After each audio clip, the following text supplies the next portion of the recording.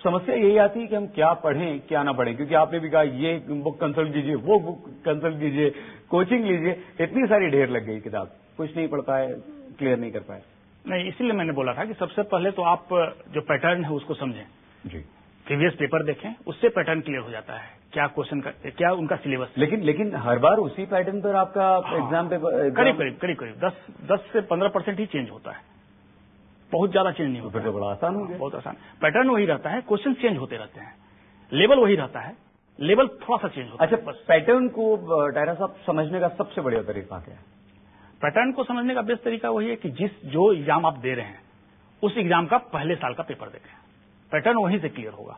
Otherwise SBI का exam दे रहे हैं तो एसबीआई का प्रीवियस पेपर देखें जी, तो उससे पैटर्न पता चलता है, लेकिन वो 100% फॉलो नहीं करते हैं। लेकिन सर एक बात है यहाँ पर, हमारे जो बच्चे हैं जो बैंकिंग सेक्टर में जाना चाहते हैं, जैसे अभी एक दर्शक का फोन आया था, जेएन के बैंक का कल एग्जाम है, हाँ। तो तमाम तरह के तमाम बैंक्स की तैयारी एक साथ करते हैं, तो कंफ्यूज नहीं होते वहां पर?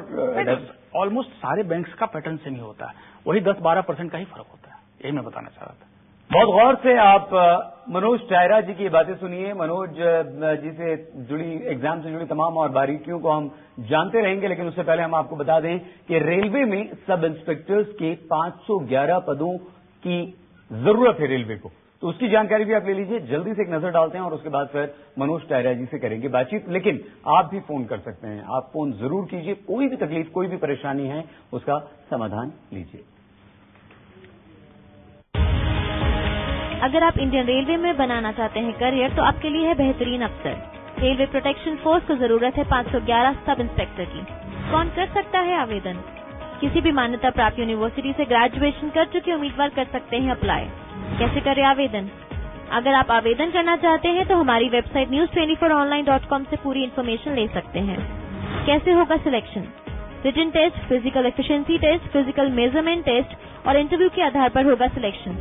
उम्र सीमा: जिन उम्मीदवारों की उम्र 1 जुलाई 2011 तक 20 से 25 साल के बीच है, वो उम्मीदवार ही अप्लाई कर सकते हैं। आवेदन की अंतिम तारीख: रेलवे प्रोटेक्शन फोर्स में सब इंस्पेक्टर के 511 पदों के लिए आवेदन करने की अंतिम तारीख है 30 मई 2011। आवेदन से जुड़ी अधिक जानकारी के लिए लॉग ऑन करें news24online.com। हालांकि हम आगे बढ़ने से पहले आपको बता दें कि हम तमाम तरह की जो भी नौकरियां इस वक्त आ रही हैं उनके बारे में आपको बता रहे हैं, लेकिन आज खास तौर से हम बैंकिंग सेक्टर की बात कर रहे हैं। बैंक्स में पीओ और उसके अलावा क्लरिकल ग्रेड में भी आप अगर एग्जाम देना चाहते हैं तो मनोज टायरा जी लगातार हमारे साथ हैं। हम एक नंबर फ्लैश कर रहे हैं हमारा, उस पर फोन करके आप सीधे उनसे बात कर सकते हैं। लेकिन उससे पहले हम आपको बता दें टीचर्स की भी कुछ वैकेंसीज आई हैं। राजस्थान पब्लिक सर्विस कमीशन ने हेडमास्टर्स के लिए 2093 पदों के लिए आवेदन दिया है और आवेदन की अंतिम तारीख है 25 मई 2011। अगर आप अप्लाई करना चाहते हैं तुरंत कीजिए। टीचर की सम्मानजनक नौकरी तलाश रहे लोगों के लिए है good news. Rajasthan public service commission ने हेडमास्टर के 293 पदों के लिए दिया है विज्ञापन। कौन कर सकता है आवेदन? बीएड कर चुके वो उम्मीदवार जिन्हें टीचिंग का कम से कम 5 साल का अनुभव है, हेडमास्टर के 293 पदों के लिए अप्लाई कर सकते हैं। कैसे होगा सिलेक्शन? रिटन टेस्ट और इंटरव्यू के आधार पर होगा सिलेक्शन। कैसे करें आवेदन? आवेदन सिर्फ ऑनलाइन किया जा सकता है। अधिक जानकारी के लिए News24 की वेबसाइट देखें। उम्र सीमा: 1 जुलाई 2011 तक जिनकी उम्र 24 से 35 साल के बीच है आवेदन कर सकते हैं। आवेदन की अंतिम तारीख: आवेदन की अंतिम तारीख है 25 मई 2011। आवेदन से जुड़ी किसी भी जानकारी के लिए लॉग ऑन करें news24online.com। बहुत सारी नौकरियां हैं, अगर आप मिस कर रहे हो तो हमारी वेबसाइट आप जरूर देखिए। लोकेश हमारे साथ राजस्थान से और गगनदीप दिल्ली से। पहले हम दिल्ली चलते हैं गगनदीप जी के पास। गगनदीप प्लीज अपना सवाल पूछिए। Good evening sir.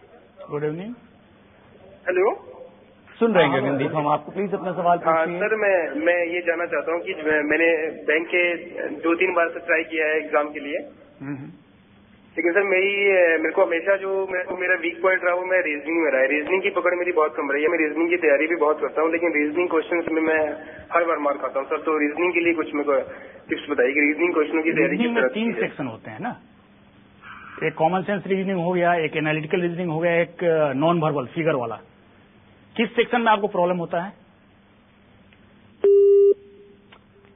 गगनदीप जी आपका फोन कट गया, लेकिन सर आप जवाब तीनों सेक्शन में बताइए किस तरह से तैयारी करें। हमारे एक और दर्शक हैं पटना से।